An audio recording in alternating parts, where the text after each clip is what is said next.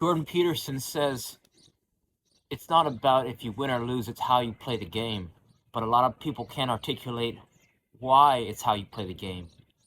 It's how you play the game because the game is actually a series of games. So you're actually teaching the boys you're coaching to be better young men so that they can compete in games for the rest of their life and have a good life. And a good life means be helping them develop into contributing members of the societies and the games that they play in, right? Because you want to teach them to be competitive but to act with character. So it's almost like their play is so awesome that after the game is done, the other team will want to invite them over for family dinner, right? Because if they play with poor character, then that's not a good look. So I think that's one of the most important lessons to teach kids and players.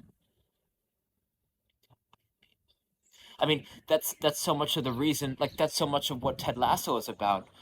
Ted Lasso is about, right? Like he wasn't a quote unquote soccer coach, but his some simple things that he did was in the beginning of the season at the start of the show was listen to players, make improvements, and help each player become better versions of themselves through a series of trials and tribulations, right? Some simple thing that he did was fix the shower pressure in the locker room, so it's like it's not the coach. Like some the best coaches encourage. It's like the players are gonna respond kind of more of your psyche and to your actions and maybe also to a bit of your words, but actions more. I'll give you an example. Coach was coaching second assistant coach this past fall of a college team, and there was a scenario I remember it like it was yesterday when we were at an away game, and there was a high quality ball that ended up in our area, and one player asked another player, and I was in proximity to this interaction. I wasn't watching from a distance. One player asked another player, what do we do with the ball that obviously wasn't ours, but it was unmarked, so it's ambiguous. One player says, keep it. Another player says, leave it. And I said, is that our ball? And they said, no. So I said, leave it. Right? It's like you got to help inspire your players to almost, you know, you want to teach them good values and to do the right thing. Second point that I think that's super important that not only do schools not teach, but a lot of coaches don't teach us either, how to breathe and relaxing kind of hand in hand, right? Teach them how to breathe, right? You might have seen the Karate Kid, the first one, right? Mr. Miyagi, he's always saying in through the, like when he's teaching wax on, wax off, he's always teaching, right, in through the nose, out through the mouth. And to take that to the next level, not only are you in through the nose, but it's in through the nose, out through the belly, right? So in a practice or even before a game, you could tell all your players to put their hands, just, you huddle them up and you tell them put their hands on maybe their heart and their belly, and you could tell them breathe in through your nose, out through your belly. It's like I coached talked about this college team this past fall, right? Like I noticed a lot of players didn't know how to breathe properly. So I think this is a simple lesson that can lead to, better recovery, better endurance, and better stamina. In through the nose, out through the mouth, always breathing, very relaxed. Then I think it's two of the most fundamental principles. The first is more times than not, right? 9 times out of 10, keep the ball. Right? The other team can't score on you if you have possession of the ball, in theory, right? And you could argue, well, if you lose the ball with possession in your defensive third, then they're gonna dunk it on you, and I think that's true.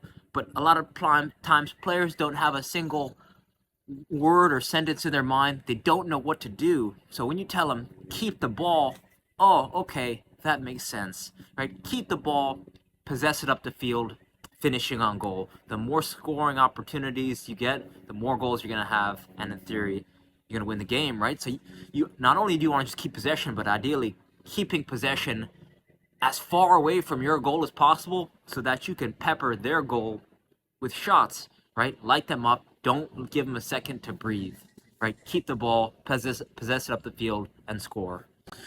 The next concept, which you might argue is either more important or less important than the other one of keeping the ball, is when you're defending, compress and shift towards your goal. When you're attacking, expand and spread out, right? You want to open passing lanes, open dribbling lanes, create space. When you're defending, you want to compress, close passing lanes, close dribbling lanes, and use your defensive shape to prevent the other team from scoring. So you're becoming strong as you close down, and then when you're attacking, you open up, right? So just the shifting of the movement and of the players is something I didn't learn until regional camp when I was 13 years old. But this is a simple concept that, just when hearing this concept, I was like, oh, that makes sense, right? Close and shift when you're defending, open and spread out when you're attacking. Something that's so subtle yet so powerful is a coach's ability or a plan for substitutions. If you take your forwards and or your wingers out of the game halfway through the first half, depending if you have enough of a roster, and then you leave, right? So you take your forwards and your wingers out halfway through the first half, and you leave the subs that came on the second half of the first half on for the first half of the second half, right? So halfway through the first half, forwards and wingers come out.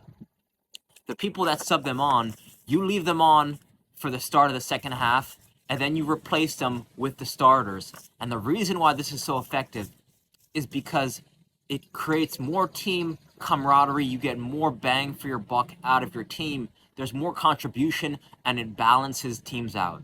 Coaches who take players out immediately when they make mistakes, this creates a fear mindset. Now they have their players playing on eggshells, which is not good. I've noticed some coaches will have players warm up and then don't even put them in. Now that's like a coach crying wolf. It's like, if I'm a player, I get called to warm up and I don't get put in, you've just lost my like a little bit of my trust. So now it's like, well, when I go to warm up for the next time, how serious am I taking this? Because now I'm unsure, because you've just created this idea in the head that I'm going to warm up. So now you've lost a little bit of me and my commitment as a player to you. For those reasons, when players notice the pattern of you taking the forwards and the wingers out and leaving them, and then leaving the subs in to the start of the second half, it creates a nice flow for the game, right? Because not only do players know, okay, there's going to be 4 players that come into this game, also the starters know I'm going to have a good chunk of change to do some damage, and then the starters also know they're going to come in the second half of the second half, and since they got 20 to 25 minutes, they're going to feel good. And if you're on the bench and you're not one of those 4 that go in, now you can start to compete for that 4-man slot. Another thing that coaches don't utilize from the lowest to the highest level is that they're not using games as opportunities for bench players to get a lot of touches in an effortless way. You got 90 minutes, arguably, if you're playing 2 45-minute halves. With a kick trainer or juggling, players can get close to 1,200 touches in 15 minutes. That means in a given game, a player who is on the bench the whole game can get close to 15, like close to 6,000 to 8,000 touches effortlessly, right? So you're actually moving. Your players are getting worse. They're actually going backwards. They're progressing backwards if they're not using game time to get a little bit better. So that's one strategy that you can utilize as an amateur coach to get your players a lot better and to be more prepared for the next game. Generally speaking, on defensive corner kicks, you want 2 men on the line next to your goalkeeper. Then you want 4 people in front of them, in front of the goal. Then in front of them, you want to stagger 3 more people, and then maybe, right, it's almost like a pyramid